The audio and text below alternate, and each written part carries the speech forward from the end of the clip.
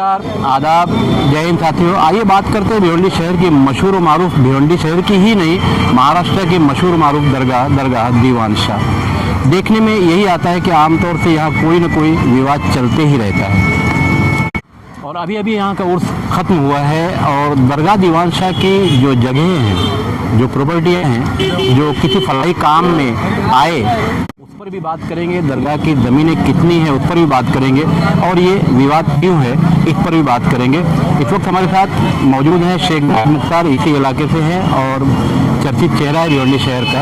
हम उनसे बात करेंगे क्योंकि दरगाह दीवान शाह के ताल्लुक से एक ऑर्डर आया हुआ है और दरगाह पर एक रिश्वर बैठा दिया गया है। फिलहाल जो मौजूदा जिम्मेदारान हैं वो रिश्वर की सूरत में यहाँ मौजूद है और इसके पहले के जो लोग थे वो इस वक्त यहाँ नहीं, उनका कंट्रोल यहाँ नहीं। तो गाइड बताएंगे कि फिलहाल जो मामला है दीवान शाह दरगाह का वो क्या है। दरगाह दीवान शाह रहमतुल्लाह अलैह की जमीनात यानी 350 साल पुरानी दरगाह है और उसकी तकरीबन 57 एकड़ जमीन है और ये जमीन से फलाई का किया था। तो पुराने ट्रस्टी जो है, जो पहले लोगों ने बहुत यानी कि गड़बड़ किया, उसको देखते हुए वो बोर्ड को ऐसा लगा कि इसमें बहुत गड़बड़ है और ऐसे कोई फ्लाई काम नहीं हो रहा है, इसलिए उसने अपना कंट्रोल अपने इसके अंडर में ले लिया। अच्छा, कितनी बार हुआ है इस तरह का मामला? इससे पहले भी एक बार हुआ था लेकिन ऐसा हो गया था, उसको मामला था, उससे कोर्ट ने बोला सेटिसाइड किया उसको और फिर वापस नीचे वक्फ बोर्ड में भेजा। वक्फ बोर्ड की मंजूरी के लेवल भेजा गया। अब वक्फ बोर्ड की मंजूरी के साथ ये काम हुआ है।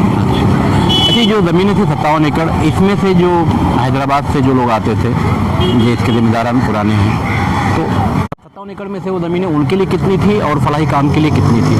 पूरी ज़मीन जो है पुराने जो हमने रिकॉर्ड चेक किया है उसमें जो पूरी ज़मीनात दरगाह दीवान शाह रहमतुल्लाह अलैह की है और वो चैरिटी में भी थी और अपने पुराने जो है 1933 की स्कीम जो अभी पेपर हमारे पास है उसमें भी बाकायदा थी कि ये सब दरगाह दीवान शाह रहमतुल्लाह अलैह की प्रॉपर्टी है। और जब ये ट्रस्ट बना बस इस मकसद से बना था कि यहाँ गरीबों, यतीमों और बेवाओं को और बच्चों को वजीफा दिया जाएगा। तो इसके ताल्लुक से अभी तक यहाँ कोई काम शुरू हुआ कि कुछ नहीं हुआ, कुछ नहीं हुआ। आज आपको इंडिया के लोग खुद बोलेंगे ना कि आज तक एक बच्चों को कलम तक लोगों ने नहीं दिया। अच्छा, 57 एकड़ जो ज़मीनें थी तो वो ज़मीनें कहाँ गई? आपके सामने जो सब ये सब जमीनात सब आपके सामने 57 एकड़ जमीन।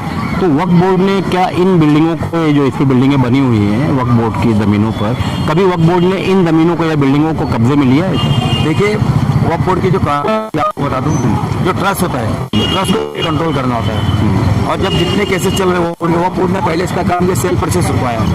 इसकी रजिस्ट्री आज तक नहीं होती है, लोग इनलीगल तौर पे 2 नंबर से जो भी करते हैं, लेकिन वक्फ बोर्ड ने पहला काम ये कराया और वक्फ बोर्ड तहसीलदार को ऑर्डर दिया था ये जमीन वक्फ की, इसको वक्फ के नाम पे। बीच में कुछ बातें ऐसी भी आई थी कि कुछ ज़मीनें वापस जो है दरगाह के नाम पर चढ़ाई गई। आई है कितनी? 9.5 एकड़ जो ट्रस्ट लोगों ने लिस्ट पे दिया था खेती के लिए, वो जमीनात जो पानी टाकी का TDR खा के लोगों ने इनलीगल तौर पे वो जमीनात बेच दी। महानगर पालिका की जो पानी की टाकी, उसका TDR का मामला है, उसमें FIR भी हुई है, ट्रस्ट पर हुई है, तुम्हारे समरू खानदान के लोगों पर भी हुई है।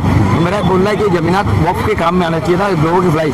मेरा बोलना है एक आदमी ने वक्फ किया, अपने लड़के के नाम पे क्यों नहीं किया, कौम के नाम पे क्यों किया? मस्जिद का अखराज चलेगा और बच्चों को तालीम के लिए खर्चा मिलेगा, अपने लड़के के नाम पे भी कर सकता था, लेकिन कौम के नाम पे उसने किया। तो फिलहाल अंदर दरगाह भी है, मस्जिद भी है, तो रिश्वर दरगाह मस्जिद दोनों पर है या सिर्फ दोनों पे हो? दोनों पर है, दोनों कंट्रोल उनका, दोनों का पूरे जो कंपाउंड में जो चीज़ है सब है। और अल्हम्दुलिल्लाह दरगाह की जो 9.5 एकड़ जमीन पहले आई है, उसके बाद फिर 5-6 सर्वे नंबर फिर आया जो दरगाह के नाम पे। ये मकबरा भी आपको मालूम है, मकबरा भी दरगाह दीवान शाह रहमतुल्लाह अलैह के नाम पे नहीं था। किसके नाम पर था ये उनके खानदान वालों के नाम पे रखा था और वही नाजायज़ फायदा और अपने खानदान की प्रॉपर्टी दिखा लोगों ने पूरा बेच ली। आज अल्हम्दुलिल्लाह उस्ताद बाबा की कब्र मुबारक भी दरगाह के नाम पे आ रही है और मकबरा भी दरगाह के नाम पे आ रहा है। तो ये लड़ाई हुई है। लोग मुझसे आपने क्या किया?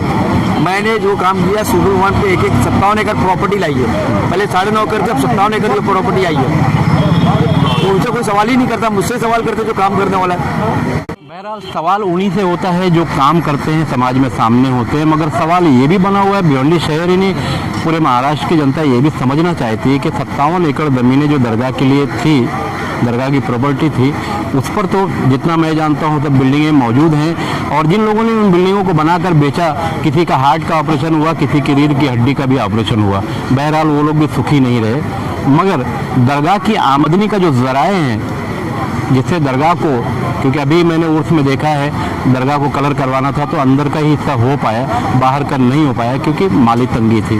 बहरहाल दरगाह के ताल्लुक से जो कुछ होना चाहिए ताकि दरगाह का निज़ाम अच्छी तरह से चलाया जा सके उसका तो पता नहीं है, मगर लगभग मेरे हिसाब से यहाँ से 55 एकड़ ज़मीनें गायब हो चुकी हैं, बिल्डिंगें बन चुकी हैं, लोग रह रहे हैं और वक्फ बोर्ड ने दरगाह दीवान शाह का अंदर का जो हिस्सा है उस पर अपना रिसोर्ट बैठा दिया है। मगर सवाल अभी भी बना हुआ है कि इस दरगाह की संपत्तियाँ जो थी क्यों ऐसा हुआ, किन लोगों ने कब्जा किया, ये भी मैं अच्छी तरह जानता हूँ कि भिवंडी शहर के और इसी इलाके के सफ़ेद पोश लोगों ने, जिन्हें आमतौर से नेता कहा जाता है, उन्हीं लोगों ने ज़मीनें बेची, खाई और उसमें रह भी रहे हैं। मैं इस वक्त दीवान शाह दरगाह के पास से खान फकराना हूँ।